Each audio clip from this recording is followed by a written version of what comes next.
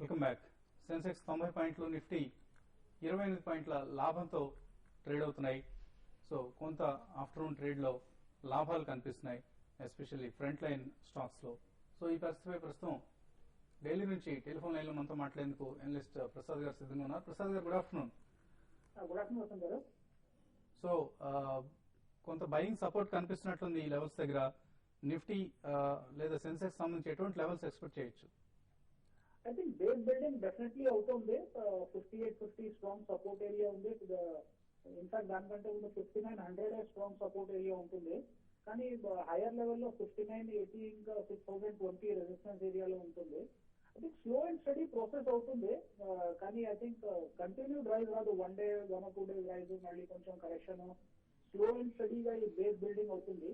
ఈ పీరియడ్ లో 2 స్ట్రాటజీస్ పెట్టుకోవాలి. ఫ్రంట్ లైన్ స్టాక్స్ లో కొంచెం ఎక్కువ ఎక్స్పోజర్ ఉంచుకోవాలి, బికాస్ అక్కడ లిక్విడిటీ చాలా ఎక్కువ ఉంటుంది.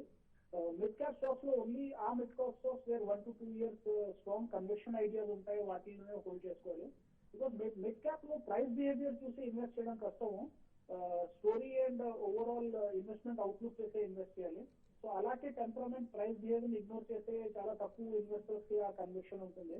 అందుకని కొంచెం మార్కెట్ సెటిల్ అయ్యాక మిడ్ క్యాప్ లో ఇన్వెస్ట్ చేయాలి. కానీ ప్రస్తుతానికి ఫ్రంట్ లైన్ లో ఇన్వెస్ట్ చేయడానికి ఎక్కువ ఈజీ స్ట్రాటజీలు కనబడతాయి. ఓకే అండి, తిరిగి యూరియా స్టాక్ ని రికమెండ్ చేస్తున్నట్లా మీరు? బడ్జెట్ బికాస్ ఈ ఫర్టిలైజర్ సబ్సిడీ గవర్నమెంట్ కి చాలా బిగ్ ప్రాబ్లమ్ ఉంది. Ultimately they want to reduce fertiliser subsidy. ఆ ఫర్టిలైజర్ సబ్సిడీ రిడ్యూస్ చేయాలంటే ఫైనలీ యూరియా డీకంట్రోల్ అవ్వాలి. ఆ యూరియా డీకంట్రోల్ పార్షియల్ ఫుల్ ఎంతైనా I think Chambal will be one of the biggest beneficiary. I think మీద నుంచి కరెక్షన్ కూడా strong తీసుకుంది. 107 మీద వెళ్ళి కింద 72-73 వరకు వచ్చింది. సో కరెంట్ లెవెల్స్ లో మార్జిన్ ఆఫ్ సేఫ్టీ చాలా ఉంది. ప్లస్ అల్టిమేట్లీ డీకంట్రోల్ అవుతుంది, whether it is matter of 1 month or whether it's a matter of 3 months. So ఆ వ్యూతో ఈ స్టాక్ లో ఇన్వెస్ట్మెంట్ అండ్ ట్రేడింగ్ ఆపర్చునిటీస్ రెండు ఉన్నాయి. లాంగ్ టర్మ్ ఇన్వెస్ట్మెంట్ ఆపర్చునిటీ ఉంది, షార్ట్ టర్మ్ ట్రేడింగ్ ఆపర్చునిటీ ఉంది. ఓకే అండి, థ్యాంక్ యూ ప్రసాద్ గారు. సో నెక్స్ట్ కాలర్ మాచర్లో నుంచి వెంకటేశ్వర లైన్ ఉన్నారు. వెంకటేశ్వర గారు, నమస్తే సార్. నమస్తే అండి. సార్ నేను లక్ష్మీవిలాస్ బ్యాంక్ వచ్చేసి 136 లో బై చేశానండి. ఇది లాంగ్ టర్మ్ కానీ అయితే ఇది 100 రూపీస్ దాకా వచ్చేసి మళ్ళీ కొంచెం రికవర్ అయిందట్టుంది. యావరేజ్ చేసుకోమంటారా, ఇంకేదైనా పడ్డాక స్టాక్ యావరేజ్ చేసుకోమంటారా? తర్వాత Anantraj industries, LGS global short term కి ఈ రేట్ లో బై చేయొచ్చా, వెయిట్ చేయమంటారండి? ఓకే అండి, ఎల్జిఎస్ గ్లోబల్, అనంతరాజ్ ఇవి షార్ట్ టర్మ్ కోసం బై చేయాల్సినంత స్టాక్స్ కాదండి ఇవి. So anyway, Lakshmi Vilas bank చూస్తే 140 నుంచి 100 వరకు బాగానే కరెక్షన్ వచ్చిందండి. నా ఉద్దేశంలో మీరు ఆల్రెడీ లాంగ్ ఉన్నారు కాబట్టి మీరు హోల్డ్ చేసుకుంటేనే బెటర్. సో ఫ్రెష్ బయింగ్ అయితే కనుక 3 రోజులు 100 రూపీస్ దగ్గర కన్సాలిడేషన్ అవుతే కనుక మీరు బై చేయొచ్చు. ఎల్జిఎస్ గ్లోబల్ సాఫ్ట్వేర్ సంబంధించిన స్టాక్ అనమాట. ప్రాఫిటబిలిటీ కూడా లాస్ట్ 5 years గా పెద్ద ఏమి స్టడీగా కనిపించలేదు. సో ఈపీఎస్ కూడా చాలా తక్కువగానే ఉంది. సో ఎల్జిఎస్ గ్లోబల్ మటుకు ప్రస్తుతానికి మీరు బై పొజిషన్ మటుకు తీసుకోవద్దు. లాంగ్ ఉందంటే మటుకు హోల్డ్ చేయండి. కానీ ట్రెండ్ మటుకు చూస్తే లాస్ట్ 6 months అసలు మార్కెట్ ర్యాలీలో ఏ మాత్రం పార్టిసిపేట్ చేయని స్టాక్. కొంచెం కాన్షియస్ గానే ఉండండి ఎల్జిఎస్ గ్లోబల్. ఇప్పుడు అనంతరాజు గురించి అడిగారండి. అనంతరాజు అయితే మీరు స్టాక్ అయితే హోల్డ్ చేయొచ్చు. అంటే మీరు ఫ్రెష్ గా మీరు బై చేయాలనుకుంటే కూడా డిక్లైన్స్ లో స్టాక్ ని బై చేయొచ్చు. కంపేర్ చేసుకుంటే అదర్ సెక్టర్ అదర్ స్టాక్స్ తో కంపేర్ చేసుకుంటే చాలా స్ట్రాంగ్ ఉందని చెప్పాలి. అయితే రీసెంట్ హై నుంచి కొంత కరెక్ట్ అయింది. ఇక్కడ నుంచి ఫర్దర్ గా స్టాక్ అయితే అరౌండ్ 195 రూపీస్ దగ్గర వరకు రావడానికి కూడా అవకాశం ఉంది. అక్కడ ఒకసారి మీరు బయింగ్ చేయమని సజెస్ట్ చేస్తాను. కరెంట్ లెవెల్స్ అయితే కొంత అవాయిడ్ చేయండి buying. Next caller Suresh, east Godavari నుంచి లైన్ ఉన్నారు. సురేష్ గారు చెప్పండి. సురేష్, నమస్తే సార్. నమస్తే. శ్రీలక్ష్మి కార్డ్ 178 బయింగ్ చేశాను సార్. ఓకే అండి, అది మళ్ళీ రేట్ వస్తుందంటారా? ఇప్పుడు పడిపోయింది కదా రేట్, అంటే మళ్ళీ పెరుగుతుందా లేదని? శ్రీ లక్ష్మీ కార్డ్స్ ఇన్ 178 లో బై చేశారు. Lakshmi cards in sorry track చేయట్లేదండి.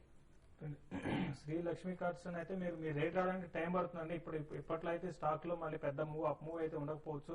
అయితే రీసెంట్ గా బాగా స్టాక్ కరెక్ట్ అయింది కాబట్టి కొంత స్టాక్ లో ఒక 10% దాకా కొంచెం అప్సైడ్ రావడానికి అవకాశం ఉంది.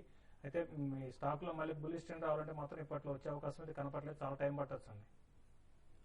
సో పలాస నుంచి రమణమూర్తి లైన్ ఉన్నారు. రమణమూర్తి గారు నమస్తే. నమస్తే అండి. హలో, నేను పుంజులాయిడ్ జేపీసీ తీసుకున్నాను సార్. ఓకే అండి, చెప్పండి. పుంజులాయిడ్ ఎక్కడ 230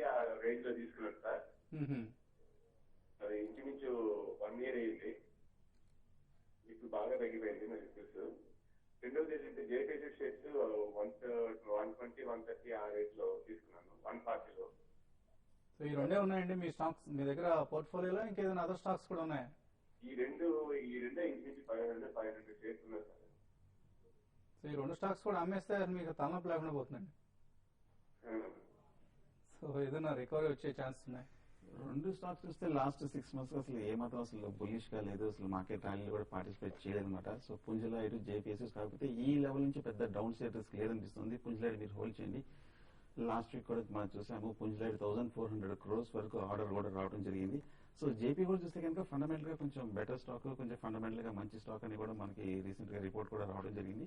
ప్రస్తుతానికి ఈ రెండు స్టాక్స్ మీరు హోల్డ్ చేయాలి. కాబట్టి మీ రేట్ వచ్చే టైం అటు కొంచెం ఆలస్యం, కొంచెం టైం పెట్టేట్టుగా ఉంది. సో కొంచెం పేషెన్స్ ఎక్కువ కావాల్సిన స్టాక్స్ అని అవసరం ఉన్న స్టాక్స్ ఇవి. పుంజలాయిడ్, జేపీఎస్ సెంటిమెంట్ చాలా నెగిటివ్ గా ఉంది రెండు కౌంటర్స్ పట్ల. లలిత హైదరాబాద్ నుంచి ఉన్నారు. లలిత గారు హలో. సార్ నమస్తే అండి. నమస్తే అండి. సార్ నమస్తే అండి. నమస్తే, చెప్పండి. యూనికార్న్ ఫార్మాస్యూటికల్స్ అనే షేర్ లిస్ట్ అవుతుందండి. యూనికార్న్ అండి, యూనికార్న్ ఫార్మా ఎప్పుడు బై చేశారండి ఇది? చాలా రోజులు అయిందండి, తెలియదు. ఇంట్లో ఉన్నాయి షేర్స్, ఒకసారి చూద్దామని. సర్టిఫికేట్స్ ఉన్నాయి. ఓకే అండి, చాలా ఎప్పుడు ఈ మధ్య కాలంలో ఎప్పుడు వినలేదు ఈ పేరు. సో మేబీ ట్రేడింగ్ కాని షేర్స్ లిస్ట్ లో ఉండుంటుంది, ఆర్ ఈవెన్ డీలిస్ట్ అయ్యన్నా కూడా ఆశ్చర్యం లేదండి. యూనికార్న్ ఫార్మా కనిపిస్తుంది. యూనికార్న్ ఫార్మా అయితే లేదండి, ట్రేడింగ్ అయితే స్టాక్ అయితే జరగటం లేదు రైట్ నౌ అయితే. ఇంకా ఫర్దర్ డీటెయిల్ అయితే 10th December డీలిస్ట్ చేశారనిపిస్తున్నాను. ఇప్పుడైతే స్టాక్ అయితే ట్రేడింగ్ అయితే జరగటం లేదండి. సో ప్రస్తుతానికి ఈ షేర్లకు మోక్షం లేదండి. తిరిగి ఏదైనా మీ అదృష్టవశాత్తు ట్రేడింగ్ ప్రారంభమైతే కొద్దిగా వాచ్ చేస్తూ ఉండండి, అప్పుడప్పుడు పేపర్ చూస్తూ ఉండండి. పద్మ అనకాపల్లి నుంచి లైన్ ఉన్నారు. పద్మ గారు నమస్తే సార్. నమస్తే అండి. నమస్కారం. చెప్పండి. చెప్పండి. చేసి గారు నమస్తే అండి. నంబర్ సెట్ 95 లో ఉన్నాయండి, 500. ఓకే. అవి ఇంకా కొనుక్కోవచ్చా? ఇంకా రేట్ తగ్గినట్టు కొనొచ్చు. ఒకటండి, రీసెంట్ కరెక్షన్ లో మీరు కొనుక్కో అంటే కొనాల్సి ఉందండి. అయితే ఇప్పుడు మళ్ళీ మా స్టాక్ లో ఏమాత్రం డిప్ వచ్చినా కూడా స్టాక్ ని బై చేయొచ్చు. ఒకవేళ ఇక్కడ నుంచి కరెక్ట్ మన బాటమ్ లో ఎప్పుడు కూడా బై చేయలేం కాబట్టి ఒకవేళ అక్కడ నుంచి కొంచెం ఫర్దర్ గా పడినా కూడా స్టాక్ మళ్ళీ స్ట్రాంగ్ గా రీబౌండ్ కావడానికి అవకాశం ఉంది. అయితే ఇప్పుడు మనకి బడ్జెట్ సీజన్ దగ్గర వస్తున్న కొద్ది మామూలుగా ఫెర్టిలైజర్స్, జనరల్ గా ఫెర్టిలైజర్స్ సెక్టర్ అని కూడా చాలా స్ట్రాంగ్ గా పెరుగుతాయి. కాబట్టి ఫండమెంటల్ చాలా స్ట్రాంగ్ కంపెనీ అండి. కాబట్టి ఇన్వెస్ట్మెంట్ మీరు డెఫినెట్ గా ఈ కరెక్షన్ లో బై చేయడానికి సజెస్ట్ చేస్తానండి. ఇన్ఫాక్ట్ ప్రసాద్ గారు కూడా మధ్యాహ్నం ఇదే స్టాక్ రికమెండ్ చేశారండి. చంబల్ ఫెర్టిలైజర్స్ 82 సమీపంలో బై చేయమన్నారు. 2 months లో 94 వస్తుందని ఆయన ఎక్స్పెక్ట్ చేస్తున్నారు. రెడ్డి హైదరాబాద్ నుంచి ఉన్నారు. రెడ్డి గారు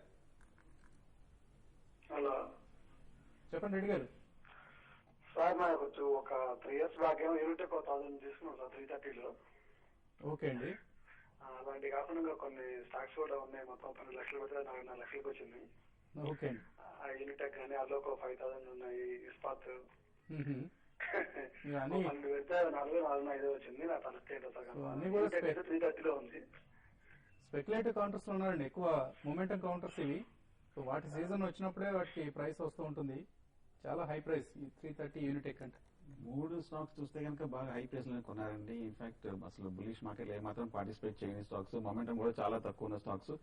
నా ఉద్దేశం నెక్స్ట్ ర్యాలీ వచ్చే వరకు వెయిట్ చేయక తప్పదు. బట్ ట్రెండ్ చూస్తే కనుక 3 కొంచెం బేరిష్ గానే కనిపిస్తుంది. కొన్ని రోజులు మీరు వెయిట్ చేయక తప్పదు అనిపిస్తుంది. కడప నుంచి రాజు లైన్ ఉన్నారు. రాజు గారు హలో. నమస్తే సార్. నమస్తే అండి. డెల్టా కార్పు ఈ రేట్ లో బై చేస్తా sir. Delta car short term కోసం అండి, లాంగ్ టర్మ్ కోసం? Short term sir. ఓకే అండి. షార్ట్ టర్మ్ అంటే టైం పర్స్పెక్టివ్ ఎంత? ఒక 2-3 months సార్. 2-3 months కోసం డెల్టా కార్ప్ బై చేయొచ్చు. డెల్టా కార్ప్ అయితే కొంచెం రిస్క్, అంటే డౌన్ సైడ్ రిస్క్ ఉన్నా కూడా మళ్ళీ స్టాక్ స్ట్రాంగ్ గా రీబౌండ్ అవుతుందని అది ఒకటి గమనించాలి. రీసెంట్ గా చూస్తే 90 బిలో వచ్చి మళ్ళీ చాలా స్ట్రాంగ్ గా 105 ఆ లెవెల్ కి వచ్చింది. కాబట్టి మార్కెట్ ప్యానిక్ లో ఉన్నప్పుడు స్టాక్ ని మీరు బై చేయమని సజెస్ట్ చేస్తాను. నెక్స్ట్ వీక్ అట్లా మీరు చూడండి, మార్కెట్ లో ఏమాత్రం కరెక్షన్ వస్తే బై చేయండి. లేదంటే కరెక్ట్ అవర్స్ లో మీరు బై చేయాలంటే కూడా బై చేయొచ్చు. అయితే మీరు మరీ 2 to 3 months అని కాకుండా కొంచెం టైం హొరైజన్ అనేది కొంచెం ఎక్కువ పెట్టుకుంటే స్టాక్ మళ్ళీ 140 to 150 రూపీస్ దాకా రావడానికి అవకాశం ఉంది. మీరు డిక్లైన్స్ లో బై చేయమని సజెస్ట్ చేస్తున్నాను.